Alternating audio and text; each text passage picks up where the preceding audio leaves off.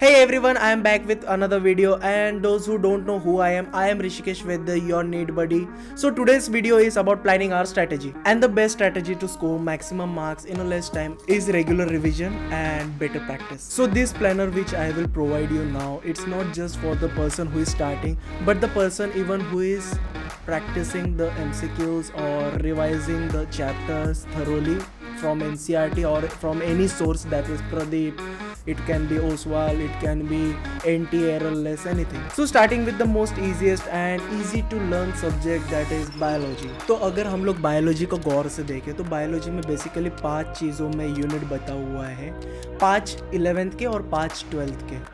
आप नीट 2022 के लिए अगर आपके पास शॉर्ट टाइम है तो आप सिर्फ प्लांट फिजियोलॉजी और ह्यूमन फिजियोलॉजी करके जाइए। इन दोनों चीज़ों में अगर आप ये 2 यूनिट कर लेते हो तो आपका मैक्स टू मैक्स 25 से 30 क्वेश्चन आराम से क्रॉस हो जाएंगे और आप आराम से स्कोर कर पाओगे। और अगर आपका ये 2 के ऊपर बेस बन जाता है, ग्रिप आपका मिल जाता है कि आप ये 2 में स्कोर कर सकते हो, तो you can look forward towards the cell structure and function unit.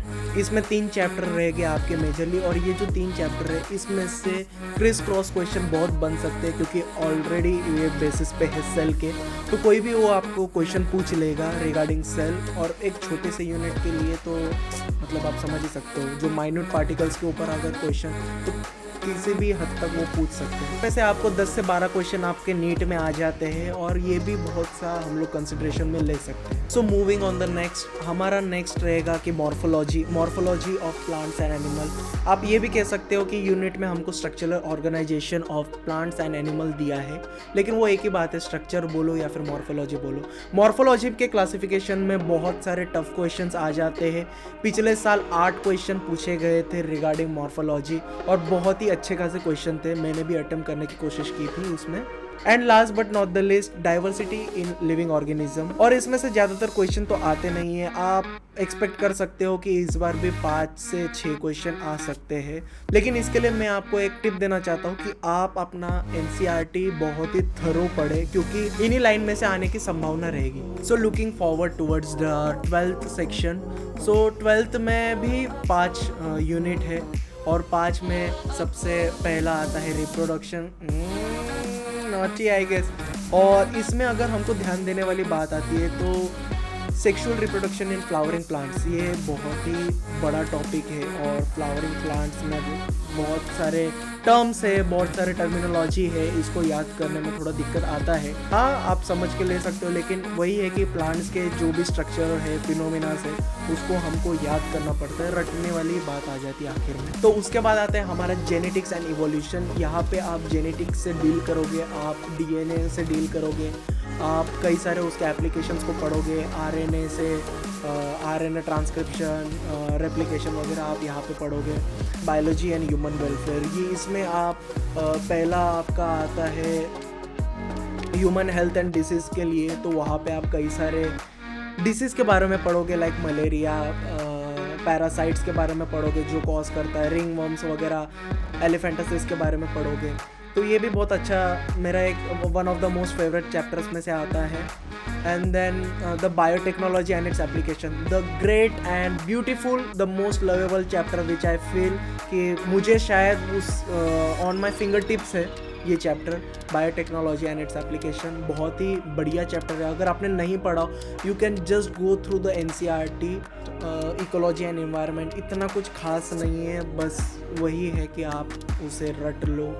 इसमें आप पॉपुलेशन वगैरह ग्रोथ के बारे में पढ़ोगे, इकोलॉजी के बारे में पढ़ोगे, इकोसिस्टम के बारे में पढ़ोगे, but it's more towards the geographical part. Coming to our next section where we deal with acid and bases plus my personal favourite which is chemistry. So I would like to classify the chemistry subject in the major 3 classification, 1 inorganic, then secondary the organic, and third the physical chemistry. So when we talk about the inorganic chemistry, पिछले साल 20 question आए थे inorganic chemistry में से, और inorganic chemistry I think it is the most easiest. इसमें मैं आपको एक टिप देना चाहता हूँ, केमिकल बॉन्डिंग जो चैप्टर है 11th का, उसे आप ऑन फिंगर टिप्स रखिए, क्योंकि वो ऐसा चैप्टर है जो आपको 12th में भी काम आए। और बाकी आपको रेगुलरिटी मेंटेन रखने में जो चैप्टर्स है उसमें आपको बहुत मदद। देन पिछले साल कोऑर्डिनेशन ऑर्गेनाइजेशन केमिस्ट्री में से अच्छे खासे क्वेश्चन आए थे, इन्वायरमेंटल केमिस्ट्री के 1-2 क्वेश्चन थे और मेटलर्जी में से भी बहुत सही क्वेश्चंस मिले थे पिछले साल। So moving on to the next which is organic chemistry. Organic chemistry में आप सम बेसिक प्रिंसिपल से आप शुरुआत कर सकते हैं जो 11th के पिछले वाले साइड के टॉपिक से। देन द हाइड्रोकार्बन, इसमें आप बेसिकली आप पढ़ोगे कि क्लासिफिकेशंस क्या क्या है, आप इफेक्ट्स के बारे में। फिर ये सब जो चीज़ है, आपका आइसोमेरिज्म आ गया। आइसोमेरिज्म उसके जो एप्लीकेशन है वो आप 12th सीरीज़ में आप चालू करोगे, ठीक है। 12th में आप अमाइंस आ गया, हेलो एल्केन्स आ गया, हेलो एरिन आ गया, ये सब में आपके वो प्रीवियस इफेक्ट्स और उसके एप्लीकेशंस आगे लगेंगे 12th सीरीज़ में। तो अगर आपको ऑर्गेनिक स्ट्रॉन्ग करना है तो 11th में से ही प्रोग्रेस करना स्टार्ट करना पड़ेगा। आप 12th में जाके सीधा जंप करके आप नहीं कर पाओगे। उसके अलावा कई सारे स्टूडेंट तो मैंने ऐसे देखे जो 12th के रिएक्शन मैकेनिज्म रखते हैं, आप वो गलती ना कीजिए, आप बेसिक से स्टार्ट कीजिए, it will be really helpful for you. And the last which is physical chemistry. Physical chemistry के लिए अगर मैं आपको एडवाइस करूँ तो आप ज़्यादा थियोरी पे कॉन्सेंट्रेट ना करें, आप सीधा सीधा एप्लीकेशन में जाए, क्योंकि एनसीईआरटी के थ्रू आप थियोरी क्या पढ़ोगे उसमें थियोरी तो आई थिंक ना के बराबर है। आपको सीधा उसके फार्मूलाज के बारे में डिराइव करना रहेगा, फार्मूलाज का एप्लीकेशन आपको सीधा एमसीक्यूज में लगाना है, तो उसमें आप ध्यान दीजिए। द ग्राफिकल रिप्रेजेंटेशन बहुत ही ज़्यादा इंपॉर्टेंट है फिजिकल केमिस्ट्री को अप्लाई करने के लिए। इलेक्ट्रोकेमिस्ट्री हो गया, सॉलिड स्टेट हो गया, इक्विलिब्रियम तो ऐसा टॉपिक है जो हर एक चीज़ में आता है। देन थर्मोडायनामिक्स, जहाँ पे आपको गिब्स एनर्जी के बारे में बहुत सारे जगह पे, जहाँ पे डेल्टा जी जहाँ पे नेगेटिव रहेगा तो वो स्पॉन्टेनियस है, और जहाँ पे वो पॉजिटिव रहेगा वो एक नॉन स्पॉन्टेनियस रहेगा। तो कई सारी चीज़ें हैं फिजिकल केमिस्ट्री जो आप टूवर्ड्स द टाइम आप सीखते आओगे और उस चीज़ का एप्लीकेशन आपको लास्ट 12th में मिलेगा। तो अगर मैं आपको ओवरव्यू दूँ इस चीज़ का, तो 12th और 11th को अगर मैं जोड़ दूँ तो 11th में आप एक एक चीज़ का बेसिक सीख रहे हो और वहीं पर ही वो सब चीज़ को अप्लाई आप डायरेक्टली 12th में कर रहे हो। फिजिकल एक ऐसा टॉपिक है जहाँ पे आप सिंगल करके आप उसको क्लासीफाई कर सकते हो कि आप सीधा इलेक्ट्रोकेमिस्ट्री पकड़े उसको ही पढ़ रहे हो, आप सॉलिड स्टेट पकड़े हो, आप सिर्फ उसी के बारे में पढ़ रहे हो। तो एज सच कोई लिंकेज टॉपिक नहीं है। So last but not the least is the most boring subject in comparison to all other subject which is physics। हाँ, कई सारे लोग इससे डरते हैं, कई सारे नीट एस्पिरेंट्स स्कोर नहीं कर पाते हैं फिजिक्स में क्योंकि उन्होंने मैथ्स ऑप्ट किया रहता है और उनको इंटीग्रेशन और डेरिवेशन जनरल नॉलेज नहीं रहता है। तो मेरा जो पहला टिप रहेगा वो है कि आप बेसिक मैथ्स का थोड़ा सा नॉलेज ले लीजिए कि डेरिवेशन इंटीग्रेशन कैसे लगने वाला है, और उस चीज़ को अप्लाई करते हुए आप डिराइव कीजिए फार्मूलाज को और उसके थियोरी पे कंसंट्रेट कीजिए, क्योंकि ये एक ऐसा सब्जेक्ट है जहाँ पे आपको थोड़े से भी ट्विस्ट एंड टर्न्स वाले क्वेश्चन पूछ ले तो आप वहीं पर ही गिव अप कर दोगे। So let's start with physics. Physics का अगर मैं 11th का ब्रेकअप दूँ तो ब्रेकअप में पहला आता है हमारा फिजिकल वर्ल्ड और मेजरमेंट्स के रिलेटेड। तो वहाँ पे हमको कुछ नहीं, जनरल बेसिक आप एनसीईआरटी पढ़ लीजिए, उनके एप्लीकेशन को सीख लीजिए। मोस्ट प्रोबेबली अगर भी कोई भी क्वेश्चन आए तो एक ही आ सकता है, ज़्यादा कोई प्रोबेबिलिटी है नहीं इसके चांसेस कि वो आएगा। सेकेंडली आप काइनेमैटिक्स पे कॉन्सेंट्रेट कीजिए। काइनेमैटिक्स का जो मोशन का चैप्टर है जहाँ पे आपका लॉज ऑफ मोशन आ जाएगा, मोशन इन अ प्लेन आ जाएगा, 2D आ जाएगा। 3D आता नहीं है क्योंकि 3D रिलेटेड हो जाता है गैसेस से और वो पार्ट हो जाता है केमिस्ट्री का।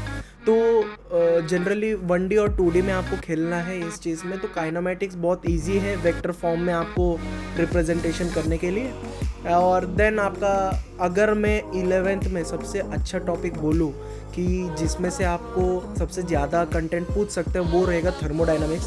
थर्मोडायनामिक्स का ओवरऑल जो मैंने आज तक देखा है तो 4 से 5 क्वेश्चन थर्मोडायनामिक्स के आ जाते हैं और बहुत सारा चांसेस है कि ये नीट 2022 में उसके क्वेश्चंस आए। कमिंग ऑन 12th का ब्रेकअप दिया नहीं जा सकता क्योंकि कई सारे टॉपिक्स जो है वो लिंकेज में है, जैसे इलेक्ट्रोस्टैटिक हो गया, इलेक्ट्रिक पोटेंशियल हो गया, मैग्नेटिज्म हो गया, उसके इलेक्ट्रिक फील्ड वगैरह। तो ये जो सामने के 7 चैप्टर है दे आर लिंक टुगेदर, और ये सातों को अगर आपको अच्छे से करना है तो आपको इस चीज़ में लैग नहीं डालना पड़ेगा। आप इसको फ्लुएंसी में रखिए, आप कंसिस्टेंसी रखिए। सबसे बड़ा नीट में जो कि बहुत सारे कम लोग अचीव कर सकते हैं वो है कंसिस्टेंसी। रेगुलरिटी मेंटेन नहीं कर पाते हैं लोग, तो आप उस पर ध्यान दीजिए। बाकी रही बात की तो आपका रे ऑप्टिक्स आ जाता है, वेव ऑप्टिक्स आ जाता है, और ये जो 2 टॉपिक है और इसे भी आप अच्छे से कर सकते हो विद अदर रेफरेंस मटेरियल के साथ। मैं प्रदीप यूज़ कर लेता हूँ, कभी कभार फिजिक्स वाला के नोट्स वगैरह पढ़ लेता हूँ, तो आप भी वो कर लीजिए। Rather coming towards the last part जो हमारा डुअल नेचर हो गया, एटम्स, न्यूक्लियाई हो गया, तो ये सब जो टॉपिक है अगर आपने केमिस्ट्री को ध्यान से देखा हो तो आपने 11th में ऑलरेडी ये सब चीज़ पढ़ चुके होंगे। मैं स्टार्टिंग में जब मैंने अपना शुरुआत किया था 11th में, तो मैं प्रदीप यूज़ करता था, और प्रदीप ऐसा मटेरियल है जहाँ पे आपको A to Z full content मिलेगा, full knowledge मिलेगा। So coming to our end, I would like to say only one thing, whether you realize it or not, but it is always about choices. You choose correct or start doing it, or else someone else would jump higher than you and you will be left alone on the ground. So thank you so much for watching this video. If you like this video for any reasons, please like, share, subscribe to my channel Meet with Weather, and we'll back with another topic soon on next Sunday.